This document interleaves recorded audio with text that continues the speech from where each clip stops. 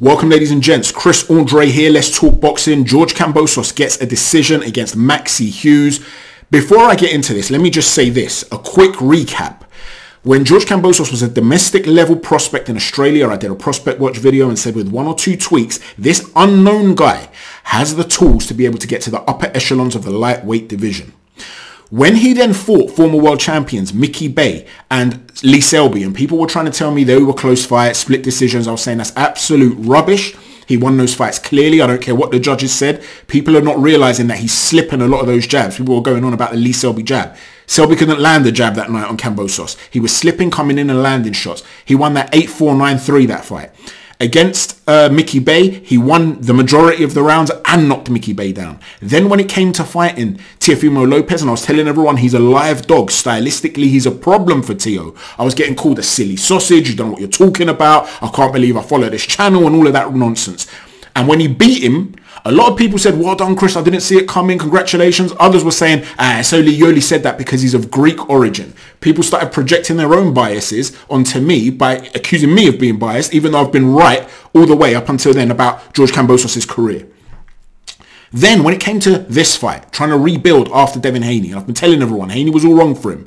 I said stylistically, this was a very dangerous fight for George Kambosos. Too many issues there potentially that could cause him big problems. And as a result of that, it further speaks to me about who he is. Because he didn't come for a knockover job against a bum. He came back against an unknown guy that he's not going to get credit for if he wins, who's a very good technical boxer and whose record does not reflect his level. It's a no-win situation. So I've always praised him. He did not win that fight.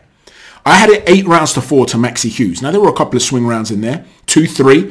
If you're going to give them all to George Kambosos and you're trying to score it for him, maybe you can give it 7-5 to George. But you must be trying to give it to George. Every technical issue that we spoke about that he could face, he faced, and he was ill prepared for it. Let's talk about some of the things we spoke about in the preview and how they played out in this fight. I explained how, because he's facing a southpaw, he's only ever fought one southpaw in his career. I know they said none, but he fought a guy called Correa 10 years ago, 3-6-3. It took him 6 rounds to knock him out. And as I said in the preview, he sparred with Pacquiao 100 rounds or whatever it was, who's a southpaw. Why wouldn't you be prepared to be fighting southpaws? There's a reason. We don't know what that reason is, but I couldn't shake that thought off. Well, from a technical perspective, when he throws that right hand and he really commits to it, that back foot swings off the floor. And when it swings off the floor, he squares up. Now, when you're going to square up against the southpaw, who can then take that step on the outside angle, step away from your left shoulder and punch when he's doing it, like Maxi Hughes does, he's going to jab you if you fall short with the right hand, and now he's got the side on angle. Now you have to readjust. You have to reset. And he's got another problem, George, which marries up with that, in that when he's going to move to his own left, that back foot of his comes beyond the point of the lead foot. And when you're in this position, you cannot punch. So from here, that lead foot then has to come back around. So it requires an extra moment to reset. So the guy exiting the pocket towards his own right-hand side, towards George's left, has a moment where you've squared up. Then you've got an extra moment with your long readjustment. It's a potential problem for George. The other problem that we spoke about when it came to Kambosos and Maxi Hughes is that he fights with that lower lead hand. And Maxi's got a very nice jab. So you're inviting that jab on. Again, George Kambosos did not address that in the fight. He didn't lift the hand up to have a higher guard to cut off the jab. If you're cutting off the jab and he can't jab at you, it becomes a battle of the backhands. Why are you letting a southpaw out jab you when all you have to do is raise your hand and it cuts off the trajectory to the jab? You don't even have to do anything smart. You don't have to really parry shots and slip them or anything like that. You have to just keep the arm up. But because George is a guy that would like to slip a shot and then jump in, and Maxi was not giving him that, and he's stepping out, like we said, very good with his distance control, Maxi Hughes, and getting Kambosos to reset constantly with his little micro movements, George was not throwing punches. He was too inactive. The other area that we spoke about as being a problem for Kambosos is that he could not allow Maxi Hughes to dictate the tempo. You cannot be your typical counter punch and pressure fighter type of style, look to slip the shot and come inside. You have to get at him. He wasn't doing that enough. The fourth problem that he had, when we spoke in the preview about how there were certain things I didn't like that were going on since he's left Javier Centeno, and I was worried about them playing out in the fight for him.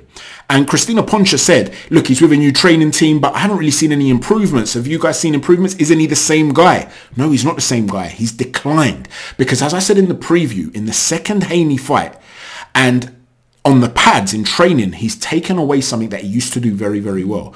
When he would throw the backhand, George would often roll underneath the shot. He'd do it all the time, right? He'd slip the shot, throw a 1-2, come under. 1-2, roll under. That constant changing of the levels means that you're harder to counter. And against Devin Haney in the second fight, he didn't do it. And in the preview, I explained, is it possible that he didn't do it because Devin Haney had built up such a dominance over him in terms of the general technical boxing aspect that he thought, when I get inside, I don't want to be defensively responsible and only throw 1 and 2 and then try and slip a shot, because I need to land something big. So I'm going to throw that extra third or fourth shot. And if I get caught, I get caught. So he's running red light, so to speak, because he's desperate. And if that's the case, that element of his game would still be there against Maxi Hughes. But it wasn't. He'd be throwing the shot inside and then standing too tall. The other thing, George Kambosos' best punch throughout the course of his career has been his right uppercut. He dropped Mickey Bay with that uppercut. He's had so much success with it throughout the course of his career. When I did a Prospect Watch video and he was an early prospect, I used to say he throws it too much because there's barely ever a right hand that comes down the pipe. So as a result of that, you've got to learn to disguise it. Well, now he seems reluctant to throw the right uppercut at all. He threw a few lead ones and couldn't really land them much. But the backhand uppercut, when you saw that Maxi was going first, something we spoke about. When he goes first, you're going to be able to potentially time him, and then you've got to follow him out and punch him on his exit. When he's stepping in, there was no right uppercut coming through. When he's then coming out, why was there not enough of a left hook, a leaping left hook? And instead he's launching in with that reaching jab. Why are you doing that? He wants you to reach in with the jab so he can pull back and catch you with that counter uppercut, which he had a lot of success with. Now let's talk about the specific rounds. The first round, Kambosos too passive, and Maxi Hughes was looking sharp. He ended up timing a lot of those entries of Kambosos. Second round was a swing round, and one that I actually gave to Kambosos. He landed some flush shots, but he was still allowing Maxi Hughes to dictate the tempo. In the third round, all the way up until the fifth round, I gave those to Maxi Hughes. And again, that was because you saw George being a little bit desperate with his lunges, that tendency to bring that back foot into play and swinging around and squaring on. Instead, what you wanted to see him do is start feinting a little bit, drawing Maxi in, landing your own shots, throwing more looping shots, punch with the guy, and then keep punching afterwards. Instead, he was launching these individual pot shots, looking for a big shot, and seemingly admiring his work. There was one round, I can't remember what it was, the 9th or something like that, he landed a really nice left hook. And as he landed it, he raised his hand in the air. You know, like basketball players, they shoot and they keep their hand sort of in the air after. That's what he's doing. I'm sitting there thinking, bro, what are you doing in there? Go again in the second phase. Like, I don't get it. You're not winning 8 rounds to 2 or something like that and you're just, you know, showing off. You've got to put your foot on the gas. Go for that second phase of attack. And the corner advice was terrible. I'm sorry, this new corner that he's got, I know he was talking about how experienced they are, they've worked with X, Y, and Z. Maybe they know their boxing, right? The advice he was given was poor. Go out there and fight. Come on, you got to go, you got to fight. Yes, you got to throw punches, but you got to talk to the guy about how to set those punches up. He can't miss when he is sporadically throwing that wide left hook to cut off Maxi's exit. He's not concerned at all with his foot positioning. He was losing the foot position in battle all night. You haven't mentioned that to him once. You haven't spoken about the fact that when you throw the backhand low to the body, you're having success. Because Maxi, when he's exiting to the left, if you cut off that exit, when he was then stuck in the pocket, he would dip forward and try to tie up. Well, when he's dipping forward, you've got to shoot that uppercut to the solar plexus. And it was only late in the fight that George started to look for that shot a little bit more. He also threw a backhand right hand down to the solar plexus. Your right hand has to be, against a guy like Maxi Hughes, aimed low. Either an uppercut or a straight right hand. Do not let him find that angle where he can come down. Because that's what he's looking to do when he's staying in the pocket. When he exits left, you've got to cut off that trajectory with the left hook. He wasn't getting any of these instructions. Now, from Maxi Hughes' perspective, he did really well. There was a point in there in the mid-rounds whereby he looked like it was starting to get to him a bit. He got a cut after a head clash. He started to look like he was feeling a little bit sorry for himself. And I'd spoken again in the preview how that sort of thing can happen to Maxi Hughes. He can get a little bit gun-shy when you put it on him. So at those points, I'm thinking, right, George, it's 4-2. You're 4-2 down now after 6 rounds. Maxi seems to be gassing a little bit, slowing down. His arm position's not as tight. He seems to be feeling a bit sorry for himself. You've got to put it on him now. Now's the time where you've got to show the hunger and the fire. Another thing we spoke about in the preview that I'm wondering whether it's still there. You've got to show that, put it on him, take him to deep waters and drown him. And instead he didn't do that, did he? Instead, he was sitting there again, that reset that we spoke about, like I was critical of him against Devin Haney in the first fight. Remember that video? The preview to the second fight, I was talking about Kambosos and his tendency to go to the edge of the spear. And I called that the swordsman versus the spearman. He would get inside the range of the spear, land 1 or 2 nice shots, and then willingly step back out to be on the outside angle of Devin Haney. What kind of a tactic was that? And again tonight, wrong tactics. In other words, this is what I'm starting to think now.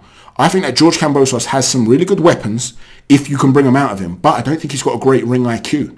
He's unable, it seems, to adjust effectively. And tonight, the couple of adjustments he did make seemingly were from his own accord, throwing that wider left hook, but it was too late in the fight. He didn't get any information from the corner, and we haven't seen that roll anymore. In my humble opinion, George Kambosos needs to find some sort of a way to get back in there with Javier Centeno. You've got to get back to that trainer or find yourself another trainer. That was not a good performance from George Kambosos. He did not deserve to win that fight, in my humble opinion. Let me know what you think in terms of Maxi Hughes. Where does he go from here now? Look, he's obviously always going to be an opponent, so to speak, but he's a guy that, with the love of the people, so to speak, he's going to be able to potentially work himself into a position where he gets another opportunity at somebody here. And unlike Zorrilla, who I also felt beat Regis Prograis, and Prograis got a split decision there, I felt that he won that fight pretty clearly, probably even more clearly than Maxi Hughes won. You had a lot of people make certain excuses. Things like he wasn't aggressive enough when he's facing an A-side fighter. I don't care about that stuff. I don't care if you're on A side or B side. But the difference is Maxi Hughes has a British fan base behind him who are a lot more influential. Whereas with Zorrilla, he might be in a position where he's going to struggle to get a shot at somebody else. Not that Puerto Rico is some sort of a joke when it comes to boxing or their fan base, but they're not one of the big 3 fan bases when we're talking about financial incentives, okay? He's not American, he's not Mexican, he's not British. So with Maxi Hughes, he could be put into another position here. With George Kambosos, you seriously need to look at your team. Because in my humble opinion, you are not using your tools to the best of your ability at all. If you don't have the hunger for it, and tonight, this is another fight where I've thought to myself, I wonder if the hunger's still there for George. You need to step away. You've made enough money. What are you doing? Stop wasting your time. That was not the George Kambosos of old.